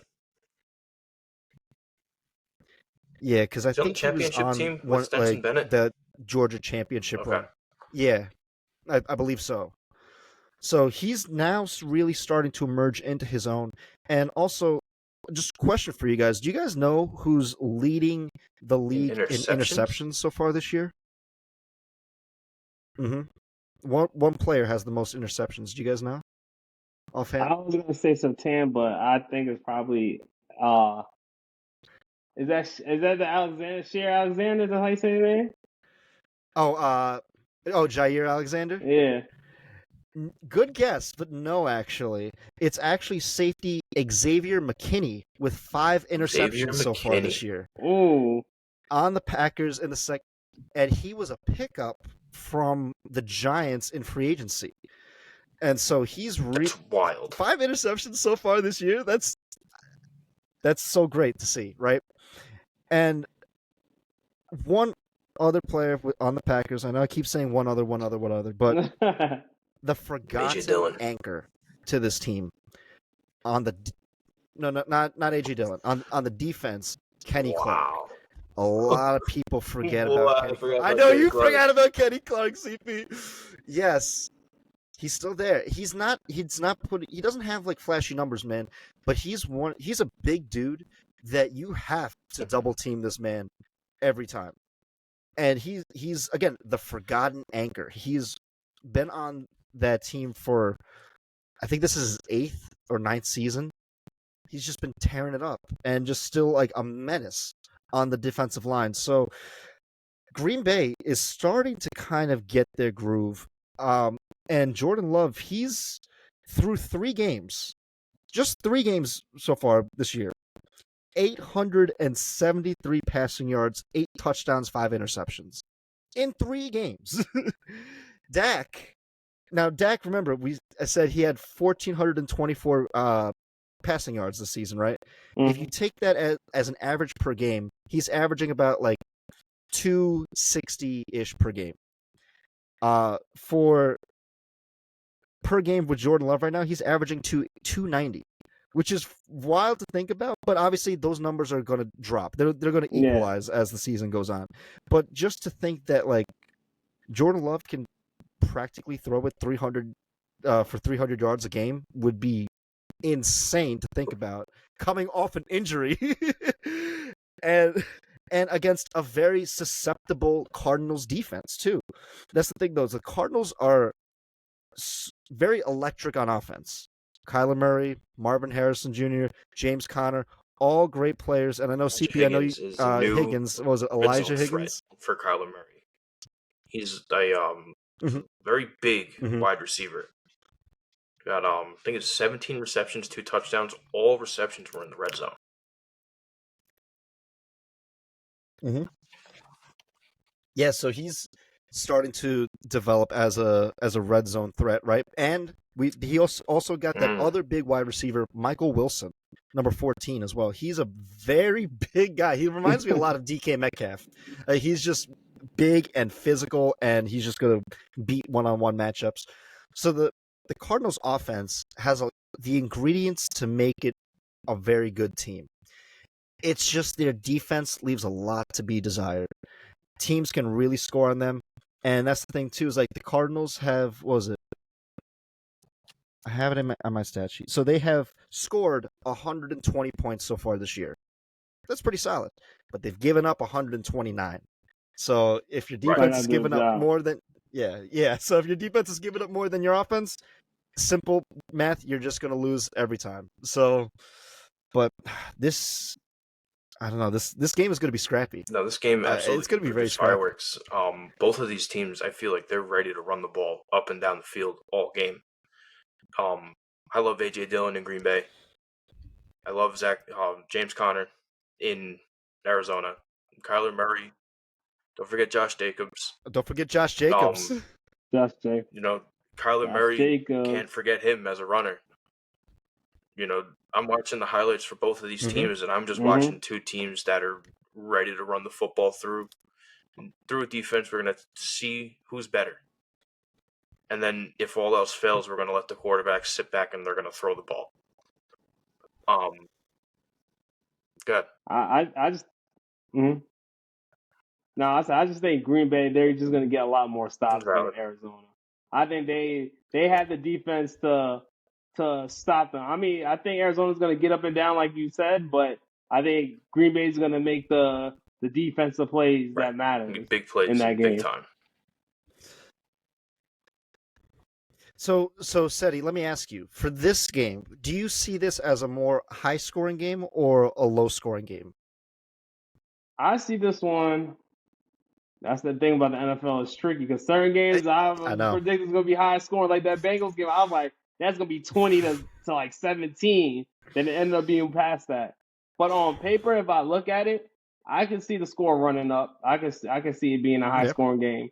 Because like the offense of the Green Bay Packers is not like they're run dominant. It's like what John Harbaugh is doing with the Chargers with Justin Herbert. Like you're not throwing it all over the place like you used to be. We're gonna run it and do this. I don't think the Packers. LaFleur, he's gonna do a good offense, but I think it's gonna be Jordan Love throwing a few more passing touchdowns than a couple of rushing touchdowns in the end zone. So I think the Packers, they're gonna put the points up that they need to beat the Cardinals. Oh, man, I do want to say I do agree with you a lot, and I think the key word there is balance, a balanced offense. Because if a team is more, heavy on one side of the ball, teams will exploit that. Teams will be able to exploit that. I think one thing we should also consider about Jordan Love is that as good as he is, he does have a little bit of reckless in him. That game against the Rams last week, he was in his own end zone, through the ball, falling down, threw the ball, and it was a pick six. So it's like games like, and then let's rewind back to the NFC divisional matchup against the 49ers. They had a chance, like they were leading that game, right? They were actually leading that game. 49ers rallied back, got the lead, but the Packers had a chance to go down the field. Jordan Love ran out to his right, threw across his body, and interception. So I think one thing to consider for this is, the turnover battle. Whoever wins the turnover battle is really going to have the advantage here, because we've also seen it before with Kyler Murray. Sometimes, like, he turns the ball over too. He's very undersized in the NFL. So, like, if you have a big guy just coming after him, like, I don't know, Kenny Clark, it's gonna be very hard for him. Very well be a long night for Kyler Murray. If he's running for his life, it will be a very long night. And the Cardinals, as an offense, are susceptible to having him run for his life. Right? Yeah, throughout the past few years, yes. It's crazy too, because on the stat sheet it'll be like a 5-yard run, field, right? But he ran like 20 yards behind him. Yeah. So he actually ran 50 yards for a 5-yard gain. And it's like, it's a 5-yard run. But he's making people miss in that 50-yard recession. That's the crazy part. When you look at the athleticism of him, if he could do that downfield without having to panic, that's when the Arizona Cardinals would be onto something.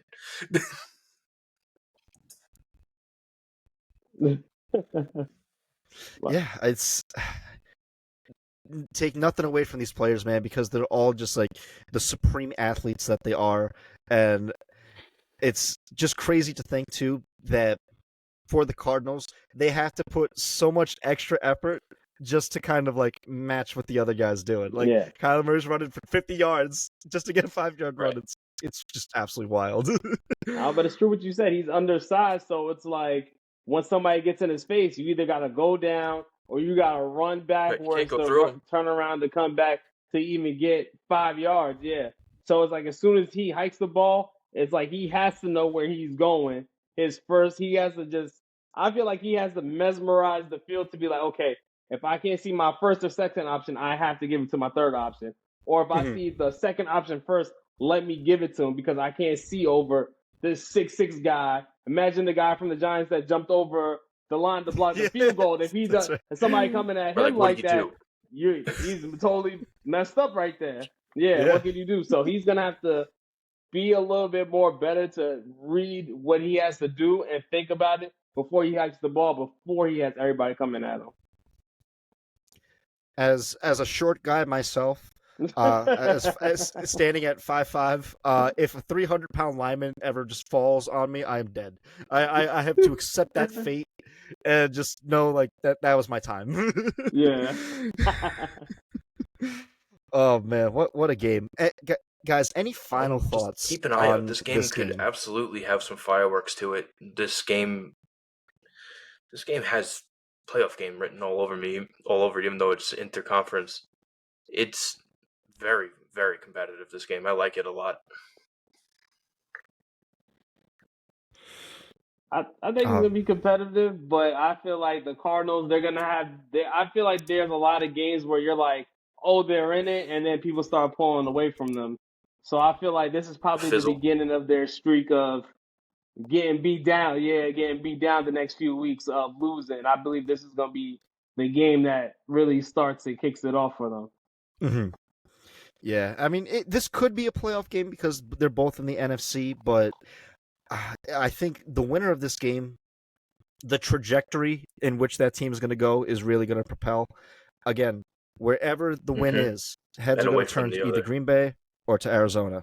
And yeah, so this is going to be an amazing game to watch, and I'm so excited. But with that, my friend, those were the two games that we wanted to talk about. But Ceddy, I got a question for you, my friend. Go ahead, Are you man. ready to pick Hell some yeah, games? let's do it. Yeah, man. Let's go ahead.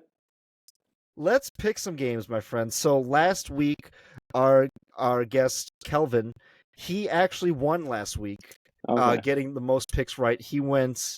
Let me just check this. He went 9 and 5, and CPU and I went 7 for 7. So we split even. So Cedric, let's see if you win this week and call in your picks. But Okay. let's start in Thursday Night Football with the San Francisco 49ers going to Seattle to play the Seahawks. Ceddy, who you got in that matchup, my friend? They're both coming off losses. They're both division rivals. But like you said, they're playing in Seattle. The tough man, Brock Purdy, he's showing why he's being called Mr. Irrelevant the past couple of weeks. Because I got him on my fantasy team, and he's been playing like he's been irrelevant the past few weeks. But I still believe the 49ers are going to pull this game out because I feel like they have better defense and better offensive players than the Seahawks have a better defense. So I do think the 49ers are going to win this game. Ooh, Give me the Seahawks. I think this is CP, going who to be you a bounce got? back game for them. It's very hard to walk into Seattle and win, and it's very hard for Seattle to lose at home twice. Yeah, that's very hard. Man, I'm looking at this game. I think this is going to be another great game to watch. Close division rivals against each other. I'm going to take Seattle only because there's just so many injuries happening in San Francisco right now. It's as talented as they are, and a lot of players are really stepping into the fold. Like you talked about before, Cedric, you talked about their backup running back Mason. He's still, tearing it up, but there's just a lot of injuries at a lot of key positions. So I'm gonna go with Seattle. They're just clicking right now at the right time. Let's move on to Sunday slate of games, starting in the UK in the morning here, where the Jacksonville Jaguars have their first London game of the year against the Chicago Bears. Chris Palmer, who you got, my friend? I know you're looking at this right Jacksonville. now. They're playing at their second home. But again, I'm going to take a closer look at Chicago and see if they can play against. This is not much better, but a better defense than Carolina. So maybe you can make another argument for yourself, Caleb Williams. All right, Ceddy, who you got for this one? I'll go with the rookie this game. I feel like Jacksonville, like I said earlier, they've been losing from last season. I'm surprised they won the game this past Sunday. I think that Caleb Williams, I'm not sure if he's going to have a field day because I think Doug Peterson is not going to let a rookie embarrass him. But I do believe that the Bears, with their talent, they're gonna beat the Jacksonville Jaguars because I do think the Bears they have an okay defense. I feel like they're gonna be in the game, but I think Jacksonville Jaguars defense the past few weeks is just they've been getting torched every which way. So I'm gonna go with the rookie, but I won't be surprised if Dougie P says not today, kid. I won't be surprised if he does that. Oh, well said. Well said. I I like that analysis, but I think I just gotta lean towards the Jags. I could see this go either way. The Jags have really been struggling, and the Bears are kind of finding their groove. But this is again, the Jags are so used to traveling to London. This is their second home. Yeah, that's true. They might as well be the London Jaguars at this point. But I'll take the Jags to win. But I think this is going to be a very close game to watch. And that's how we're going to start Sunday for football. At the 1:00 games, we'll start in New Orleans, where the Buccaneers play the Saints. Ceddy, who you got for this one? Ooh. If Derek Carr's not playing, depending on what's going to happen with him, I'm still going to roll with the Tampa Bay Buccaneers, even if Derek Carr does play or not, because the Baker Mayfield connection with his wide receivers, Mike Evans, he's a Hall of Famer. He got his 100 touchdown reception not too long ago. Him and Chris Godwin, Baker Mayfield, he seems like a totally different person in Tampa. And I think this year, Baker, he's going to show why he was originally the number one pick for the Browns this season, because he's been doing his thing from last season too. Even though they lost in the playoff game, he's still trying to make his name in the NFL. So I'm gonna roll with the Buccaneers in the Superdome. I like it. I like it. Chris Paul, who you the got? Absence of Derek Carr, I don't really see the Saints coming away with this one. And to your point, Cedric, Baker Mayfield is one of the only players where you can say he has gotten consistently better every year since being drafted. Without fail, it is Baker Mayfield.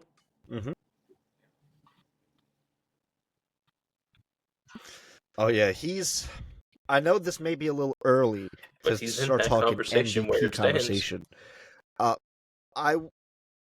For me personally, and I'm just a guy, right? I think the two leading quarterbacks for the MVP are Baker Mayfield and Jared Goff. And if they could keep stacking quality wins, I think they're going to really turn a lot of heads and maybe get some MVP votes. I'm going to go Baker. The Bucs just seem to have their way with the Saints, man. Like, Mike Evans torches that defense, and with the absence of Derek Carr, I don't see the Saints really keeping up with Tampa. But it will still be a great game to watch. Let's move on to the Charm City in Baltimore, where the Commanders take on the Ravens. I'm picking my Ravens, of course. I'll save everyone the suspense. But honestly, I think this is going to be a very electric game to see, especially with the Commanders on the rise. But, Ceddy, who you got for this, my friend? Like I said, I like the kid Jaden Daniels, but I think the Ravens are gonna win this game. I'm just rolling with the Ravens this game. I knew I liked you. I liked you. They're gonna. I don't know if it's gonna be a buzzsaw because because last season the Ravens, when they got their group, even against great teams, because remember the game against Detroit last season, they completely destroyed them and nobody saw that coming. They would say, yeah, they're gonna win, but not by a lot, and then we see them completely destroy them. So I do think it's going to be a great game. I think it's going to be a close one, but I'm going to say Lamar Jackson and the Ravens are going to win. Oh, I like it, my friend. Chris Palmer, who you got? This one's tough. It is. I can see this either way, honestly. Washington's hot right now. Baltimore is going to have to come out fast, and they're going to have to score 3 or more times in the first half to keep Washington down. Field goals aren't going to do it. They need to do multiple touchdowns. Man, I think you're right. Again, I can see this going either way. It's both teams, their offenses are clicking. I'm very concerned about the Ravens' defense, especially after last week for giving up so many points and so many yards to the Bengals. Washington, they just have the talent around them. Jaden Daniels, I really like this guy. He's really good at what he does, and he plays a lot like Lamar. So it's kind of hard not to like him too. But like he's a dual threat quarterback that is putting in the work, and he's really putting in the. I saw a report today that he's basically at the facility at 4 a.m. every day, Damn. watching film and getting his workouts in, and he's putting in the work, and it's I starting to actually saw show something about the very early Washington in his facility. career. They incorporated So a virtual reality type of mhm. program for the quarterback room where they run through sequences in virtual reality Ooh. to get mental reps before going out onto the field and doing physical reps. So Oh expect wow. that to like That's pretty sweep cool. the league at some point, but right now Washington's the only team to have it. Hey, new owners, man, they want new toys to play with, so of course Mm-hmm. they're gonna want it. But oh man, this is gonna be a great game to watch, and I'm really excited for this one. Um, as is the game in Green Bay with the Cardinals and the Packers. Chris Palmer, who you got for this, my friend? I know. This is another coin flip, and It could go I'm either gonna way. say give me Green Bay because Jordan Love has the momentum and he has the cohesiveness with that offensive group. But be careful. This could absolutely be a firework game. Could turn out to be game of the week. It very well could. Ceddy, who you got for this one? I'm rolling with the Packers and Jordan Love. I do think they're going to get the job done. Like we were talking about earlier, I do believe that Arizona will get like a quick reality check again, even though they beat a great team in San Francisco. I feel like that was a great emotional win, but now Green Bay's here. They got bigger fish to fry. They got a taste of the playoffs, and a loss to Arizona could mess up any other losses that they could get. So they're pretty much, I feel like they're going to be locked into this game, and they're going to come into I don't know. Go ahead and win. Mm-hmm. Well said, Ceddy. Well said. I too am going to go with the Packers for all the reasons that you guys listed. Um, man, just if Arizona's We're in defense for could a just show. tighten up a little bit, man, they could do something. But I trust the Packers more, so I'll take Green Bay as well. Let's move to the AFC South, where the Colts take on the Titans in Tennessee. I'm gonna go with the Colts and Joe Flacco, man. He's just on a roll. He's just balling at 39 years old, and I'm loving to see it. But Ceddy, who you got for this one? I'm gonna go with the Colts. I feel like Tennessee, they're just another team that's there right now. I mean, their Mhm. quarterback last season, he did somewhat of a serviceable job, but this year, they're just like hanging around sometimes. But I'm gonna roll with the Colts and Joe Yeah, you got to give me Flacco. the Colts too. Tennessee is one of those teams that's like caught in purgatory right now. They just have no expectations, and they're proving why. They're just not playing well. Yeah, it's they're coming off a bye, so we'll see how they get a game plan against a division rival. Um, but they're still kind of in it, and whoever kind of wins this kind of stays alive in the division. Whoever loses kind of falls back a little bit. So it's going to be interesting to see how that shapes up in the NFC South. Speaking of the NFC South, the Houston Texans go to New England to play the Patriots. Houston should Chris have Palmer, no who you got problem for this beating one? New England right now. If they lose to New England, I think it's more concern for Houston than it is praise for New England.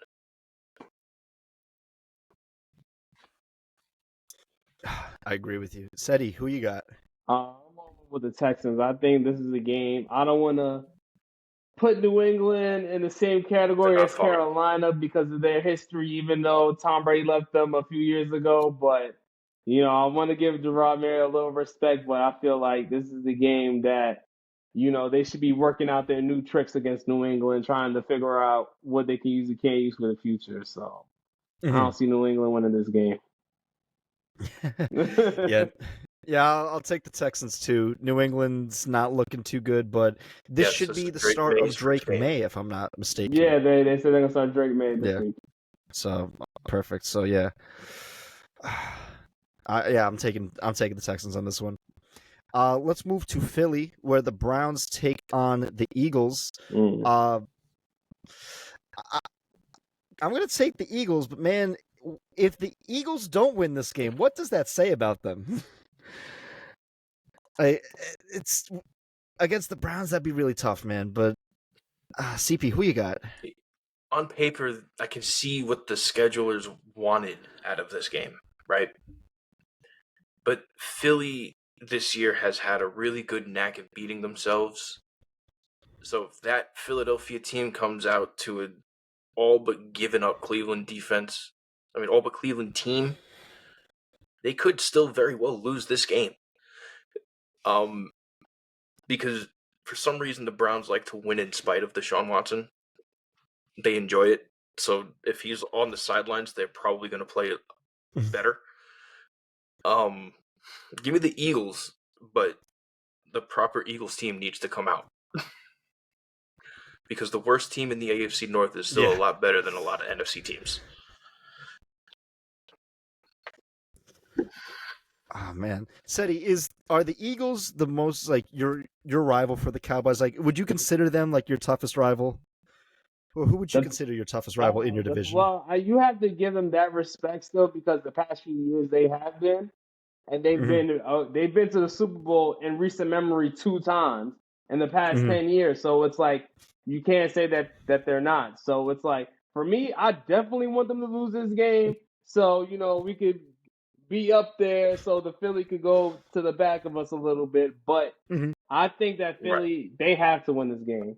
Because if they don't, I feel like it might be another firing if they don't. Because last year was horrible. And then this year, you're looking at Deshaun Watson. I still do think the Eagles have a solid enough defense to stop whatever Cleveland has to do. Because, you seeing the stuff flying all over the internet. Like, the players want to try a different quarterback or something because Deshaun's just looking all kinds of ways. So I feel like that kind of situation going on with their quarterback, I feel like the Eagles are going to take advantage of the situation this Sunday. Well said. I like both your analysis a lot. Man, yeah, Philly should win this game. If they don't, there's going to be a lot of alarm bells ringing in Philadelphia. Let's move out west to the Los Angeles Chargers taking on the Denver Broncos. Ceddy, who you got for this one? I'm going to roll with the Chargers. I think that John Harbaugh, I think he's coming in doing what he did with the 49ers those few years ago.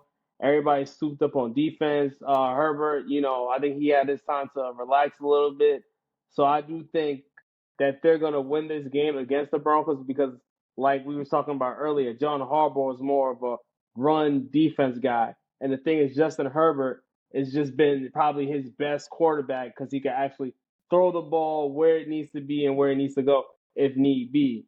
So I do think the Broncos are going to come to reality this week from their division rival, and I think Harbaugh is going to show Sean Payton like, hey, I'm back. So we're here to get the Kansas City Chiefs. You guys still got a little time before you guys can come all the way up. So I'm going to go with the Chargers.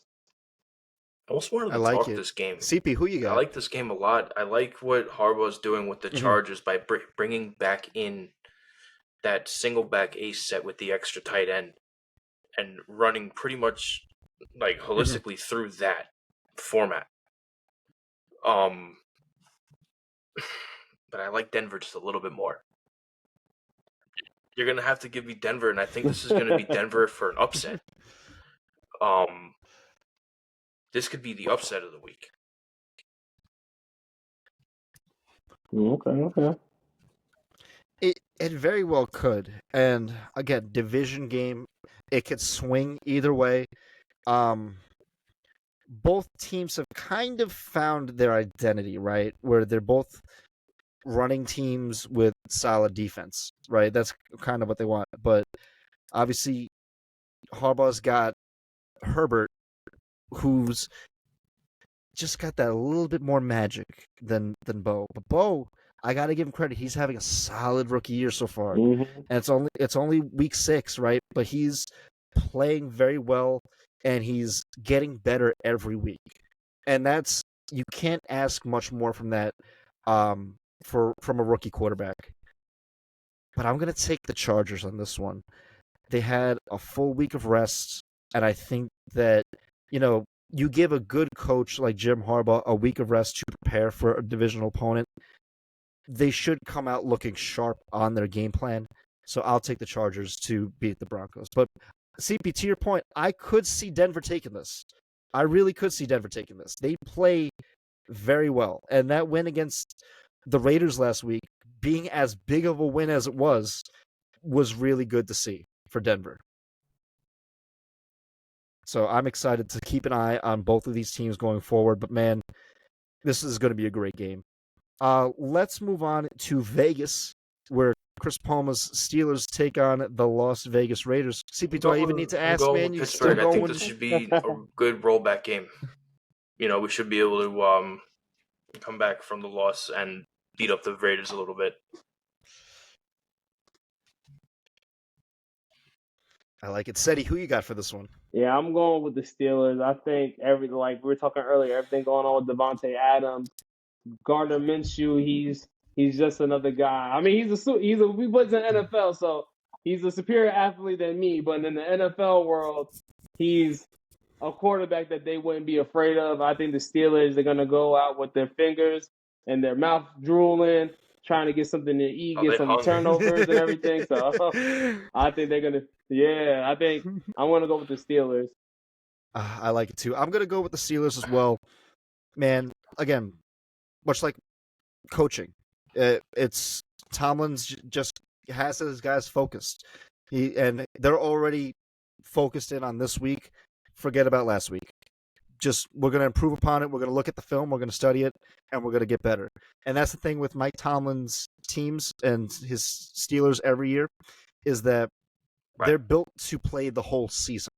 Mm-hmm. So games like this are games that they should win, and typically they do win. So I will go with the Steelers to bounce back from that tough loss against the Cowboys. Let's move to Carolina, where the Atlanta Falcons play the Carolina Panthers. I'm guessing we're all going Atlanta. I'm guessing. I'll go in Atlanta. Okay, I was gonna say I don't think anyone's really picking the Panthers here.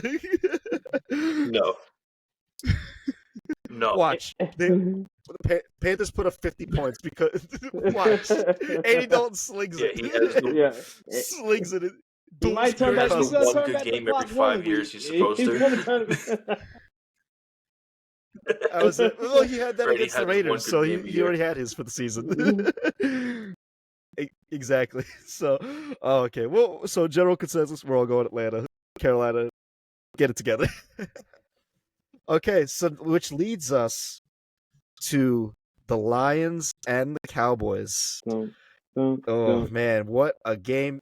Ceddy, who you got? I know you said it before, but I wanna have it in writing here. My heart is telling me my boys, because they're playing at home. I really want to roll with them. There's a but, and when we say but, everything else before doesn't matter. But I do believe that because of Micah being out and DeMarcus Lawrence being out, and the Cowboys' O-line not being what it used to be, and coming off that really tight win against Pittsburgh, even though the game started late because of the weather and stuff, I believe that Detroit's they have an overall better team. And the offense, from the tight end to some of the receivers and their running backs, and like I said, the Dallas are missing their two main guys in the defense, the D lineman and Micah Parsons' position on the outside linebacker. So I do think that the Lions are gonna have a field day running the football. So I'm gonna go with the Lions in a close game. Ooh. I want to say my boys cover the spread, but I think the Lions they're gonna win by, I think, at least a field goal. I think it's gonna be the Cowboys are gonna have that emotional plan, but I think that the Lions they're gonna win the game though. Hey, Ceddy, I respect it, man. It's very hard to go against your team too, but I respect it. It's not easy. It's not. But CP, who you got for this one? Detroit on this one too, man. the over-reliance on Dak, not having a running back, not having two layers of your defense, and then you have a Detroit team that is just they're fit and primed to go to the championship again. I'm not saying Dallas can't keep it close. I don't know how likely it is that they will keep it close.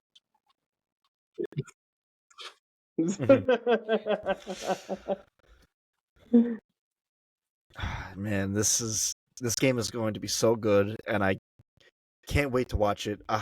I'm going to go Detroit as well for all the reasons you guys said. They just have that advantage. If Micah and DeMarcus were going to be on the field, I'd feel like that would be a closer matchup, right? Because then the Cowboys would be kind of at full strength, but being that they're not really at full strength, they're a little hurt, and it's a tough game to go into your bye, and then you got tough games coming out of your bye. So I hope that in this time, Dallas takes the time to recoup, rest up, and then just kind of focus in and play every week. It's a 1-week season, and just go take it from there. But for the meantime, this is going to be a great game. I'm going to go Lions, but man, Ceddy, I respect it, man. I respect it. But you gotta look at it, man. It's like we got our two best defenders out, and then the Detroit Lions, like Chris said, championship mode. They could have gone to the Super Bowl. They're a top team. Their offense is in the top 10. Their defense is top 10. Mm-hmm. So it's like they're just a complete football team. They just gotta close out when they need to in the postseason. So, but this right here, this could be a first round matchup, or like we said, the Cowboys have a crazy schedule coming up, so they may or may not make it if they keep having these low offensive production games. If they can't keep up with a lot of these teams, they're going to be left behind. So that's why I'm rolling with Detroit this week. Yeah. I respect it, man. Hey, it's going to be great. Let's move on to the Sunday night primetime game. I don't know why the game that we talked about before wasn't on primetime, but this is the Cincinnati Bengals coming to New York to play the Giants. Very weird Sunday night primetime game. But Chris Palmer, who you got for this one? I hate it when I do this. I really do. I hate it. I hate saying this. The Bengals are going to win this game. I hate it. I hate doing it. Hate doing it. But the Giants give me no reason to vote for them to win the game.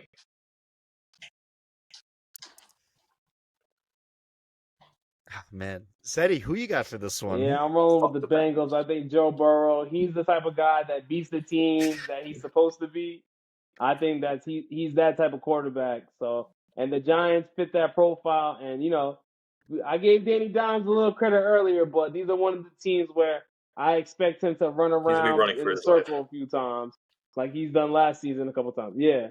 So I think that the Bengals are going to come out. Jamar Chase, they're going to light up the Giants, probably secondary, but the Giants defense, like I said earlier, they have been playing good this season, but when Joe Burrow and those guys are coming at you, you have to be ready, and I don't think Danny Dimes can match that. He's not going to be able to match it, and the defense is going to be on the field way longer than they want to be this coming Sunday. So I'm going with the Bengals. Yeah, I'm going to go with the Bengals too.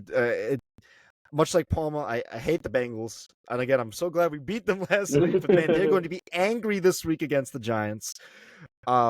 But we do have a phrase here on the show. It's "fuck the Bengals." Fuck the Bengals. I agree. So, which leads us to the last game of Week 6, and that is the Monday night game. The Bills coming into the MetLife to play the New York Jets. So, the MetLife is hosting two primetime games, one on Sunday, one on Monday. Ceddy, who you got for this one? Well, it depends on what happens with Josh Allen. I'm gonna say I'm gonna pick the Jets because I'm still one of those believers that Josh Allen, he's carrying the team right now because they lost so much the past 2 years on offense and on defense. So I do feel like Aaron Rodgers, if Allen's not playing, that he could have a different mindset on how to play the game, because I think if Allen is playing, and somebody like, and then the Jets don't have a coach right now. So, but the defensive coach is gonna be an interim coach. So that means they're probably gonna let Aaron do what he needs to do. By that means, because I'm pretty sure the defensive coach is not gonna be trying to tell Aaron what offensive plays to run.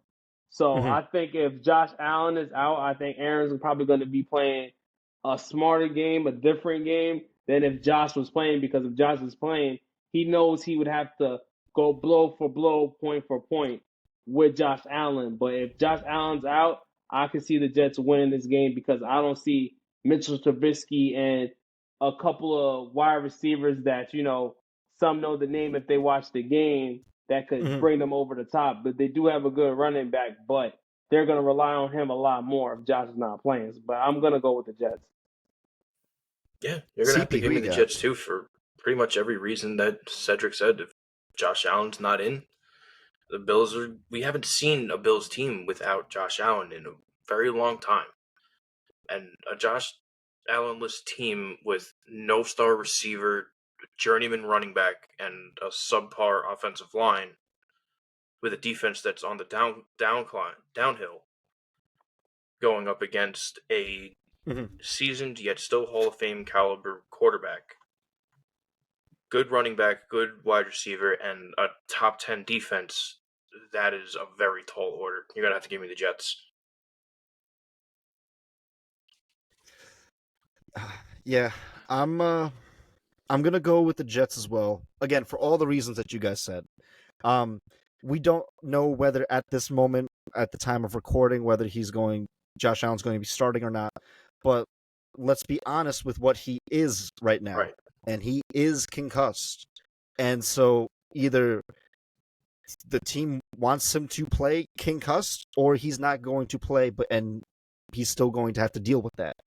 Um, and Josh Allen, he's as great as he is, man.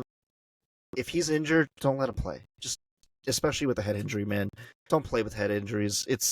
They're scary shit.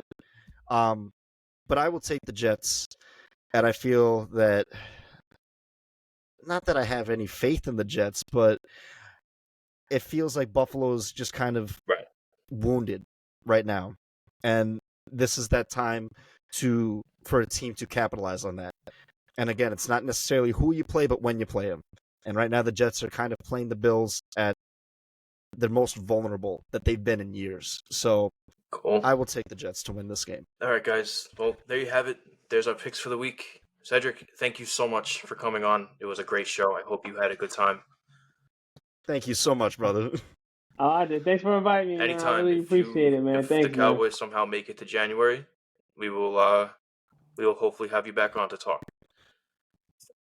But All right, thank you. I appreciate it. I hope they make it to February. But until I then, hope it don't guys, please stop. leave a like, comment, subscribe. If you want to come on for an interview, we still have some openings for the rest of the year later in the season.